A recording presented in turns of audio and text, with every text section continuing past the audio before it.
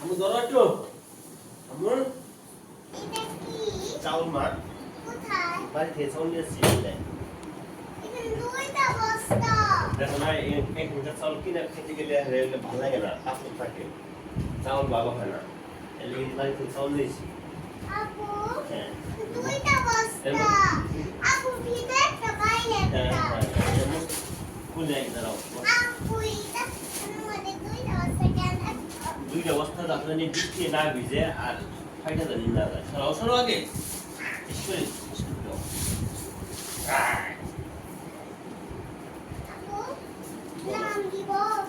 হ্যাঁ নাম? দারুণ দাঁড়াও ওই নামে তুমি চাউল এগুলো ফুটা হয়ে গেছে। পরে যাবে মা এগুলো ফুটা হয়েছে দেখার জন্যে। দেখো কত সুন্দর চাউল আপু, চাল কি কালারের? চাউল চাউল কালারে